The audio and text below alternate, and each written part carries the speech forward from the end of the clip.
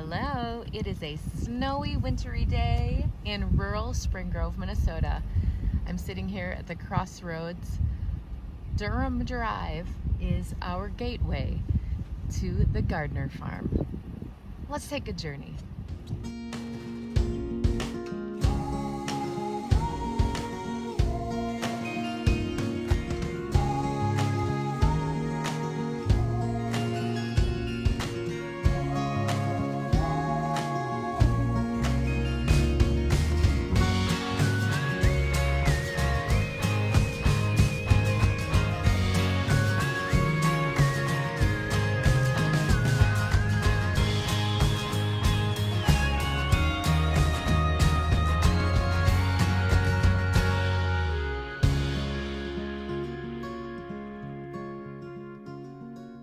Good morning. Hello.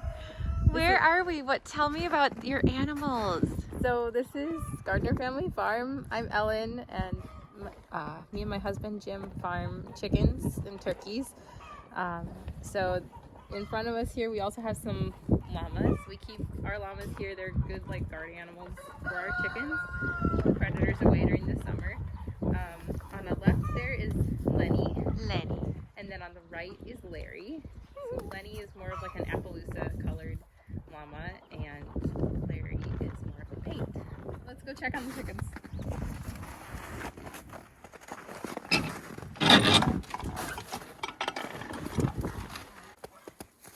Hey girl. Come on.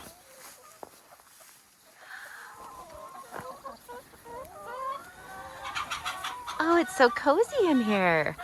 So Look at all the that. idea is that during the winter, chickens just don't get as much light, and so we've got the clear roofing to capture the sunlight during the winter and capture the heat, and so they stay all nice. That's Rocky.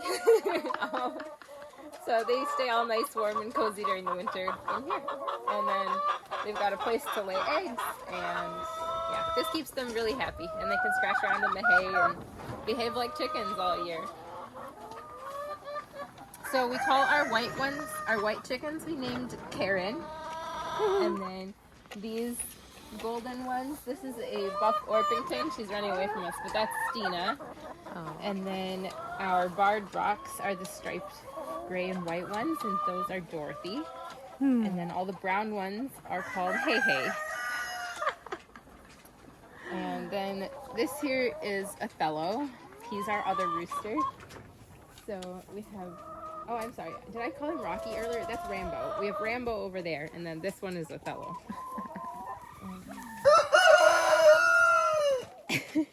Oh, they're so happy here. How many chickens do you have?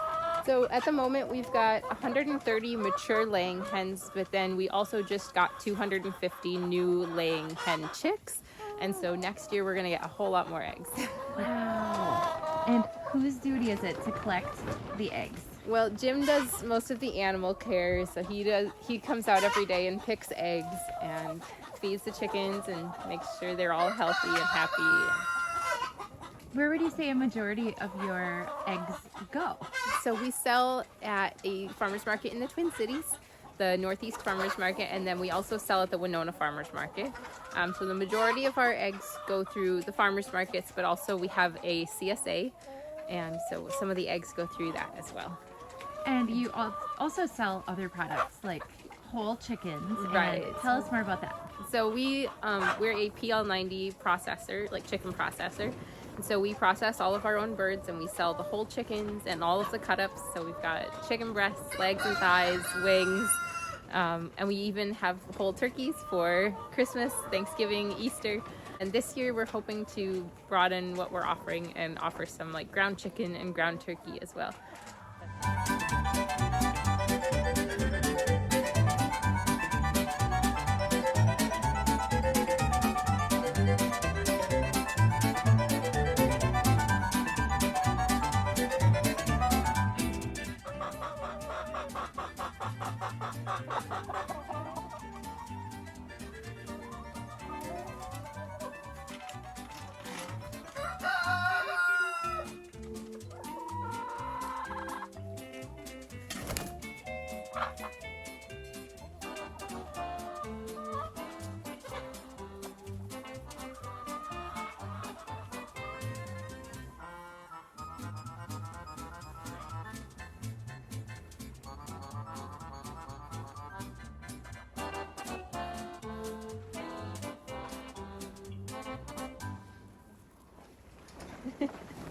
So these are the newest addition to the farm. We just got some sheep, and so I don't know if I mentioned this earlier, but all of our animals are pasture raised. So during the summer, they're out on grass and eating grass, and so sheep are the newest addition to that cycle.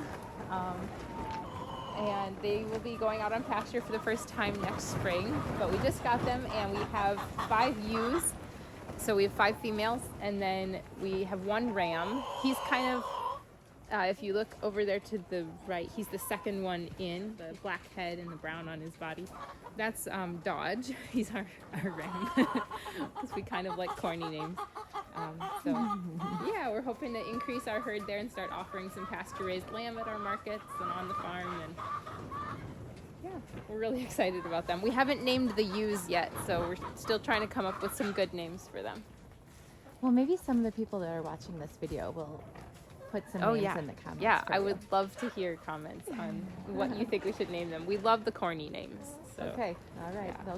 They'll keep in contact about that, I'm sure. Actually, something that's kind of cool in here, with all of the hay is actually like super deep on the floor right now. I think we've got like 2 feet of bedding hay in here. And the idea behind that is that the chickens are in here all winter. And so their poop and pee is really high in nitrogen, which can be a pollutant. But when we put in this much hay, that acts as a carbon source. And so when they poop, it makes this amazing mulch, and it breaks down into some great compost that we can spread over our pastures later in the year. So it's called deep bedding, and it helps keep the hay, as it works with the feces, actually keeps the smell down in here, because usually nitrogen is really noxious, and it's got a really, really strong smell. And so the high tunnel would really stink without all the hay, but when we add a bunch of hay, it keeps them all clean and smelling really good in here. And it feels good to walk around in. Yeah, kind of it luxurious. does. I know, it's really nice and soft too. Yeah. Hi. He's definitely the most friendly of the 2. So give us a llama 101. Like, what should we know about them? Hi, Lenny. Well, they're typically not this friendly. I mean, Lenny is the exception. Usually they're really standoffish and they don't like you to touch them. But yes. Okay, everyone's big question is always like, do the llamas spit? Yes, llamas spit, but only if you make them like really, really mad. So like, I've never been spit on by the llamas. Like, they're really sweet. But something that's really interesting about them actually is they're related to camels, and they have this cool like upper lip that's like split down the middle, and when they're eating it's really fun to watch because it like divides and holds onto the food. But the way they actually end up being great guard animals is when they're out on pasture with the chickens, they're super curious animals, and so if they see anything new, they'll just like slowly approach it. And so predators like coyotes and raccoons, they're used to things running away from them. And so when they see the llamas like slowly approaching, it puts them off their guard, and they're like, what the heck is going on? And then the llamas will come up and they'll just like sniff, and the predators are like, what the heck, this is weird, and they'll just like run away. Yeah. So they also do this thing, like if they feel threatened, they'll sound off, and it's like this really loud scream, which is kind of scary sounding. So you have heard it here. Oh yeah. Usually, you don't hear it too often, but like, you know, if there's like a strange animal on the farm, like there was a dog that they didn't know at one point, so they were sounding off, kind of freaking out just a little bit. It was fine, but yeah, they're very protective. It's really sweet though, because they're so gentle, and Esther can get like right up close to them and pet their noses, and they'll let her, and it's so sweet. Larry, what have you got to say for yourself? So you see how his ears are pointed towards us? Yeah. He's listening. He's very curious, trying to figure out what we're doing. Coming for your extreme close-up, I see. Is this a way to engage? Like, So let put your him hand smell out? you, Or? yeah. Okay. They don't like their heads touched, but if you wanted to pet his neck, he might let you do that. Oh, I'll let you pet his neck and give a little kiss. So he just like blows on you. It's very fun. Yes, you smell like grass. Yes, hello. How you doing? Oh, you sweetie pie. Oh. Come here, bud. Hey, kitty, kitty, kitty, kitty. Come on. Hello. You little handsome boy. How are you?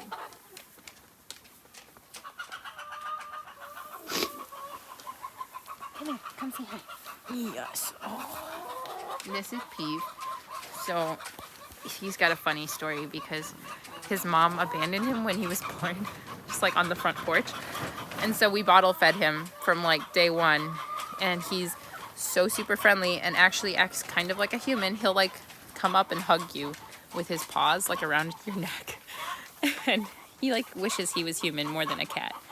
Yes, you're kind of a dork. But you're super sweet. Hey, Lenny.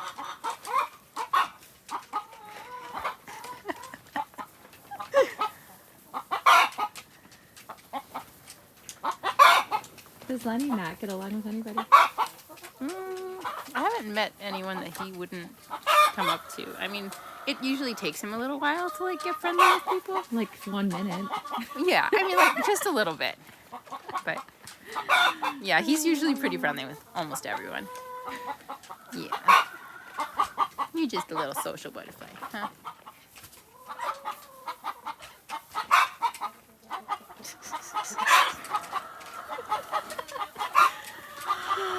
This is like the most friendly little petting zoo I've ever been to.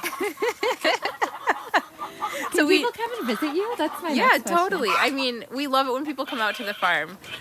We do a farm tour once or twice a year during the summer, and people can come out and pet the animals and feed the animals and take a hay ride. That's usually in the fall sometime. This year we did it in October. Next year we'll probably do it in like September or something. So yeah, we usually post about that on our website and on our Facebook page, and we also have like an email list, so we'll let people know about events on there as well.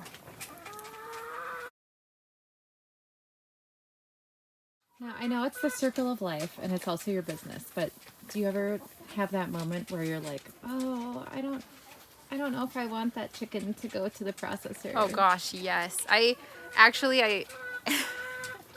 I don't say this too often, but I actually hate processing because especially turkeys are like super curious and beautiful animals. And so like when you are up close and personal with animals this much, you definitely struggle with the processing aspect. It's necessary, and we give them the best life that we can, and we just call it like their one bad day. And we do it as humanely as possible, and yeah, but it is definitely hard.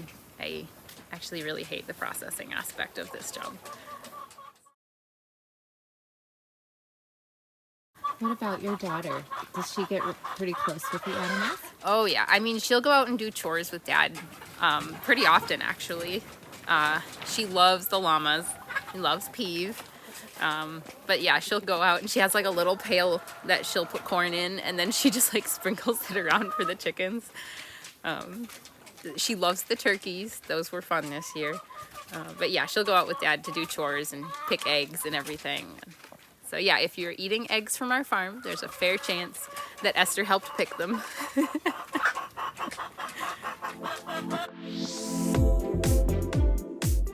The llamas, the sheep, the chickens, they all work really well together, and you can have them living together. We are going to move the sheep out later as we move our new laying hens in because we don't want them to be too crowded. But for right now, yeah, they're all just cozying up and friendly. It's really fun. As far as animal health, I mean, obviously we're really focused on it, but we are more about preventing disease than actually, so we don't use any sort of antibiotics, hormones, or any sort of additives with our animals unless like they absolutely need it. Obviously we're trying to take good care of them, so if they need it, they get it, but like everything's about prevention. And so like with the deep bedding, we're trying to keep them healthy by maintaining and just like taking care of the pathogens before they even arrive. On pasture, they get moved very frequently away from where their droppings are, so that they never have a parasite load or illnesses like building up in one area. The sheep tend to struggle a little bit with parasite load, and so what we're doing in that regard is we're just breeding for good parasite resistance in the genetics and maintaining a breeding stock that's resistant to parasite loads. And so yeah, we maintain just keeping healthy animals just by giving them a healthy lifestyle, something that complements what they would naturally do if they were just wild. And that makes for better eating. Oh, totally. Yeah. And I know that you've put together a fabulous video for us today. Do you want to introduce it out here while we're still in the coop, so to speak? Yeah, totally. It's a great way to prepare just like a holiday meal. If you're not familiar with the term, it's called spatchcocking. And it's this really cool technique where you take a whole frozen chicken or thawed chicken and you cut out the backbone and then flip the chicken over so that it lays flat on a pan.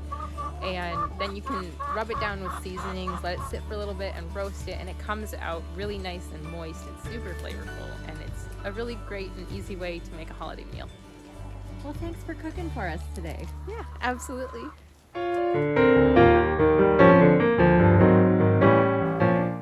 Hello, it's Ellen. Welcome to my kitchen. Today I'm going to show you something new, and my goal is to empower you in the kitchen so you can feel confident making homemade meals for your family. Today I'm going to show you how to spatchcock a chicken. Now don't get intimidated by the word. It's just a fancy name for taking the backbone out of a chicken and laying it flat on the pan. And the purpose of laying it flat on the pan is that it helps the chicken stay a little bit more moist because the chicken cooks more evenly with everything at the same level. It also makes it a little bit easier to season, and it's a really beautiful presentation. It's one of my favorite ways to cook up a whole chicken. So here is our whole bird, and the first thing we're going to do is we're going to flip it onto its back. So here's the neck, right there, okay? So the backbone, the thing we're trying to take out, runs the whole length of the neck down to the tail, okay? So all you need to do this is a good pair of kitchen shears. All right, it doesn't even need to be like the most expensive pair of kitchen shears. It just has to be sharp enough to get through the fine bones in the back. Those bones are actually pretty thin and fairly easy to cut through, okay? So all we're gonna do is start at the tail.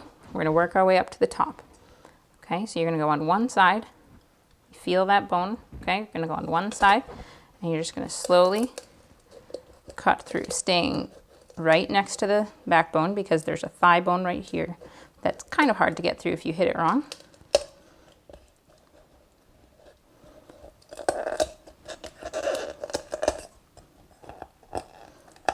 Okay, and when you get to this point, you're aiming for right between the neck and the wing, and you're going to go up and just cut through the skin, okay?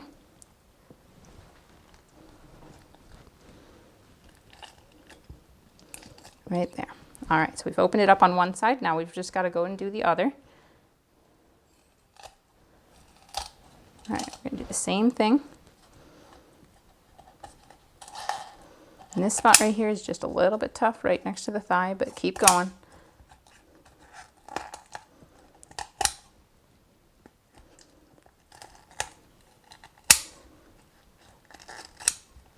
Okay.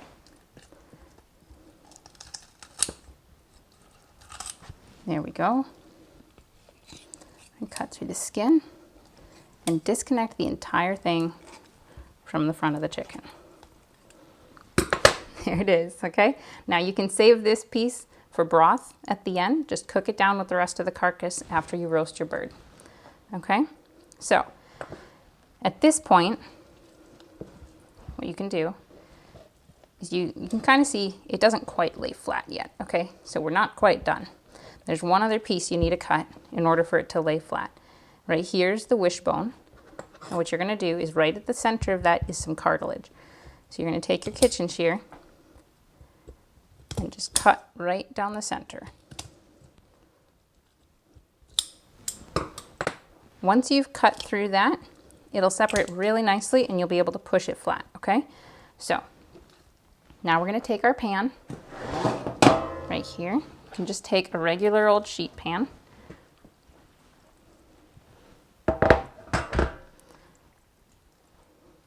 You can drizzle the bottom with oil, but then flip it backside down and the whole thing lays really nice and flat like that. See? Look at that, isn't that cool? So at this point, what you can do, if you'd like to, I'm not gonna do this today, but what you can do is take your hand and just kind of stick it up under the skin here. Get on top of the breast.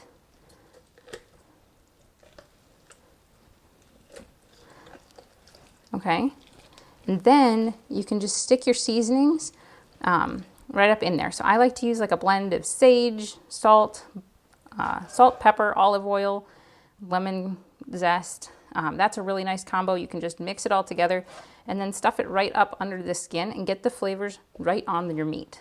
You can do that right at the beginning of the day, let it sit for the day in the fridge, and then cook it at the end and that flavor will have penetrated.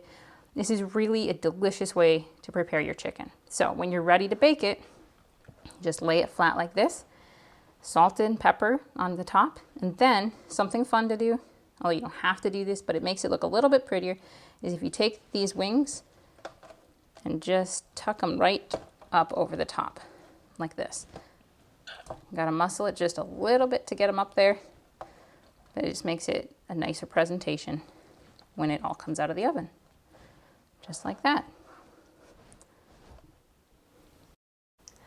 To bake this, all you need to do is put your oven at 350 degrees, and a large chicken like this is probably going to take about an hour and a half to cook, but definitely check it and take it out when a meat thermometer inserted in the thickest portion of the meat reads 165 degrees Fahrenheit. That's when your chicken is going to be the most juicy and the most flavorful. So I hope this is really helpful for you guys, and I hope it livens up your weekly meal planning. Have a great day.